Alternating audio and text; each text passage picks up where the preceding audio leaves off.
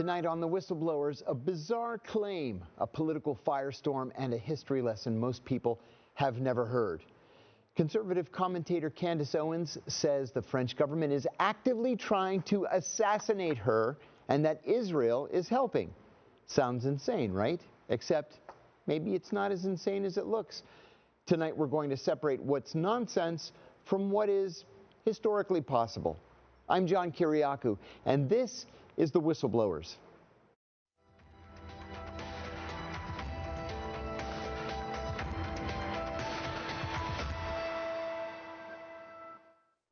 All right, let's get right to it. In a late-night post that's now been viewed nearly 40 million times, Candace Owens claims that, quote, a high-ranking employee of the French government, unquote, told her that President Emmanuel Macron and his wife, Brigitte, paid for, quote, a multi-state assassination team, including at least one Israeli, unquote. You heard that right. The same French government that lectures the world about human rights is trying to kill her. She didn't whisper this. She didn't hint at it. She flat out said it. She claims that Macron, quote, executed upon, quote, an assassination order. She claims Israel is supporting that assassination order. She claims a French military-connected operative warned her that she was already on a target list, and then she posted this. Now, why is she making these accusations? Because where there's smoke, there is sometimes fire. And historically, France has lit that fire before. In 1985, French intelligence, the DGSE, carried out one of the most shocking covert missions in modern Western history. Their target was not an enemy. It was not a terrorist group. It was not even a rival government. It was GreenPeace. The Rainbow Warrior, GreenPeace's flagship, docked in Auckland, New Zealand, to protest France's nuclear testing program in the South Pacific. What happened next truly stunned the world. French operatives, posing as tourists, planted 2 explosives on the ship. The blasts crippled the vessel and killed a photographer. New Zealand investigators uncovered the truth. This was a state-sponsored bombing on foreign soil carried out by a Western democracy. France lied, then denied, then admitted everything. In the wake of the scandal, a defense minister resigned, agents went to prison, and France paid millions in damages. This isn't a conspiracy. This is documented history. So now we ask, is Candace Owens crazy, or is she pointing at a pattern? Now that we know the history, let's look at the motive.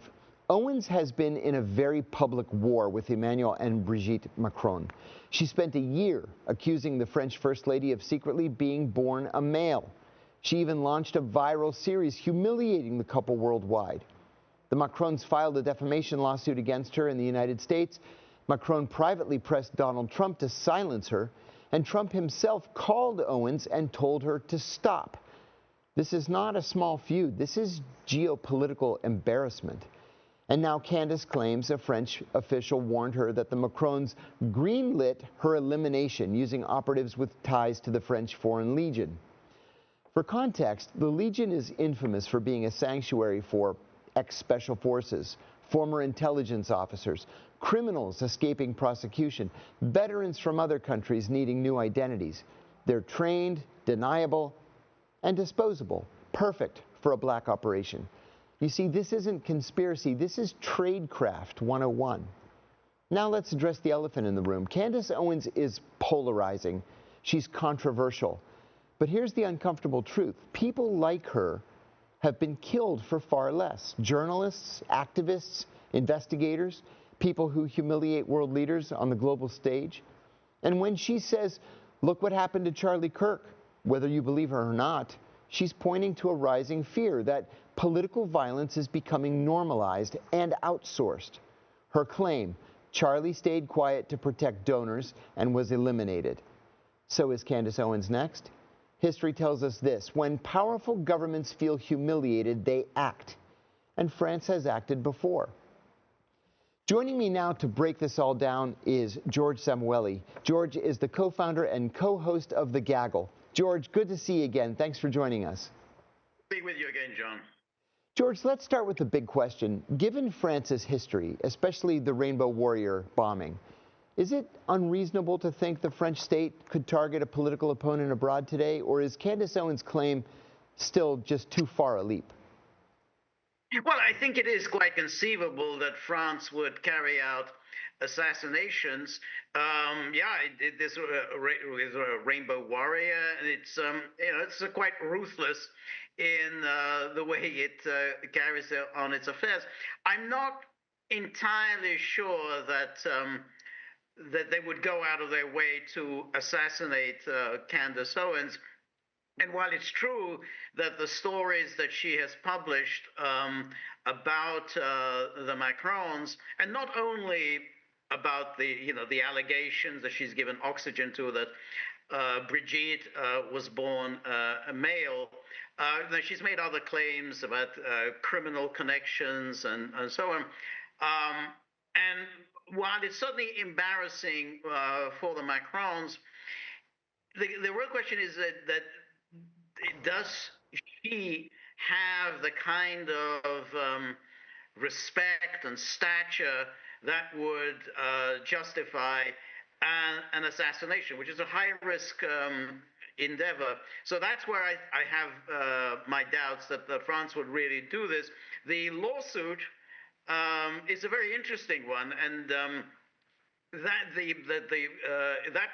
could still be quite successful for the Macrons. I don't know, but since that hasn't yet reached any kind of a settlement, I'd be surprised that the French government would want to carry out an assassination now. George, I have to agree with you. There are a couple of things here that just don't make sense to me. And just thinking about this from my days at the CIA, certainly it's not unusual for intelligence services, for states to order assassinations. It happens. But in my experience, I have never seen a state work with another state to do some kind of a joint assassination. When Candace Owens says that the DGSE is working with the Israelis and the Foreign Legion and this guy and that guy and the other guy, that just doesn't make sense to me. There are too many moving parts. And I've never heard of this kind of cooperation. No, I haven't either. And I also don't really see the reason for this. This lawsuit that the Macrons have filed against her, as I understand it, the Macrons have a reasonable chance of prevailing. Mm-hmm.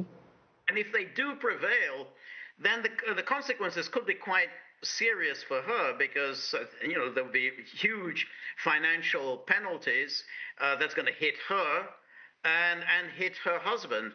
And so I mean, given that this lawsuit is pending, I don't see the reason for carrying out an assassination now, which would only raise suspicions obviously directed at France, but also suspicions directed against Israel. And at a time when already fingers have been pointed at Israel over the assassination of Charlie Kirk. So I don't really see what benefit would accrue to anyone carrying out an assassination against her. When you look at the Macron-Owens feud, the whole thing in its entirety, the lawsuit, the humiliation, the pressure campaign to silence her, do you see any plausible motive for French officials to escalate beyond these legal and diplomatic channels that we're talking about? I don't really, because as I understand the lawsuit, the Macrons have a reasonable case against her, because apparently they presented a considerable body of evidence to her to suggest that Brigitte was indeed born female. They gave her every opportunity to withdraw her allegations in light of this evidence. I think she continued to say no, she wouldn't withdraw those allegations. So the Macrons have, I think, built, I think, a reasonable case that Owens is damaging the reputation and that she's acting with malice. Right. And I think done that, then I think you have a reasonable chance of prevailing. So, I mean, they've done their homework in giving her all these opportunities to withdraw her allegations. So I think they have a pretty decent shot of prevailing. And that's why I don't see the necessity for, for taking such extreme measures. George, stay right there because we're going to take a quick break. And when we return, we are going to continue to dig into the ongoing saga between Candace Owens and the French government. So stay tuned. We'll be right back.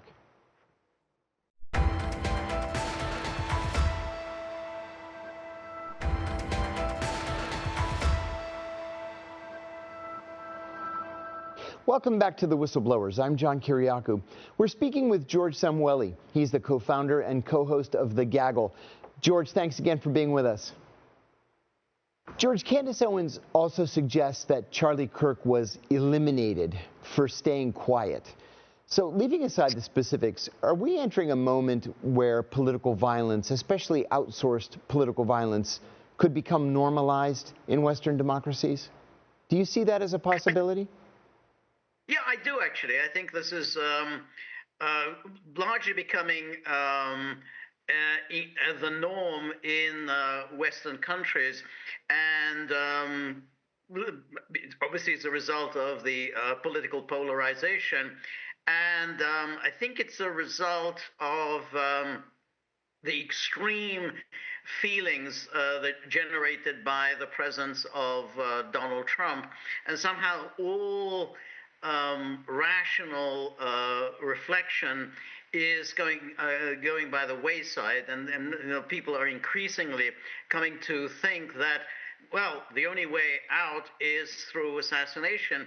And the part of this is the culture, which I think generally whips up this hysteria, and the hysteria, the sort of the Hitler thing that, well, right, if everyone is Hitler, then, if ever there's a case to justifying assassination, well, of course, it's assassinating Hitler. So if you always assume that, all kinds of figures resemble Hitler, then you say, well, what else can I do other than conduct an assassination? So I do think that what happened to Charlie Kirk, who, after all, wasn't in any way particularly extreme, but he was influential, and so therefore, it's not unreasonable. There are people who think, oh, I have to deal with him because he's an influential figure. And I think in the case of from what we know about this, the alleged assassin of Charlie Kirk, he was within a group. There were a group of like-minded individuals within that circle, and almost certainly they did discuss this and exchange ideas, and no one was there thinking that, hey, we can't go around doing this. And of course, we had earlier the assassination of the CEO of United Healthcare, and it was striking, the response. Among white sections of the public, they regarded the assassin as a hero. Right. And you can see also even in the response to the death of Charlie Kirk, there were plenty of people who thought that this was entirely justifiable, because Charlie Kirk is a purveyor of hate, and so there was therefore, again, a budding Hitler, and therefore it's justifiable. So I do think that this could well be a dangerous trend. I have kind of a tough question for you. There's a fine line between whistleblowing and misinformation. How should the public think about explosive claims like Candace Owens? What standards, what red flags or historical parallels should they look for before dismissing them, believing them, and then labeling the purveyor as a whistleblower? Well, I don't think really she merits being a whistleblower. I mean, she, I think, is a clickbait artist. I think she's brilliant at what she does, which is to generate a huge audience. That's not an easy feat to do. I mean, she's very young, but she's developed the talent of building up a very highly successful platform. She's made a lot of money, become famous, but she does it by getting people very excited, and she does it by spreading conspiracies, and getting people to think that there's everywhere there are dangerous conspiracies, dangerous threats, and you could always build an audience doing that way. I think she's very good at that, and very good at putting out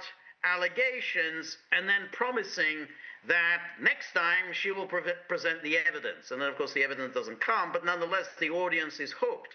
And that is a talent. I mean, she does have a talent of getting people excited and getting people to believe that there are indeed all sorts of dark forces at play, and she will expose these sinister forces. So, I'm against, obviously, any kind of censorship, but one should also be aware of the limitations of people such as Candace Owens. Indeed. Let's consider this uncomfortable scenario. If Candace Owens turns out to be telling the truth, or even is telling a partial truth, what would that say about the state of Western intelligence services today, keeping in mind that the CIA actively planned to assassinate Julian Assange, for example, an Australian citizen, on the streets in London? Okay. Well, no question. I mean, the intelligence services have been doing assassinations for many, many years. And absolutely, this is what they're very good at. And when absolutely have to be aware when such things happen, and too often when we come to, and this is where Candace Owens succeeds, is that in the West we kind of assume, well, we're the good guys, and therefore we never really engage in these kinds of things, and so we naturally dismiss any suggestion that, well, that's an awfully convenient death, and therefore, just, well, no, obviously, if they say he committed suicide, well, then he committed suicide. I mean, why should we even look any further? So when you get cases such as Gary Webb, who wrote those remarkable articles about the CIA Contras and cocaine connection, those were striking articles that he wrote, and then lo and behold, he commits suicide. I mean, amazing. And then the people accept it. Well, he got depressed and he committed suicide.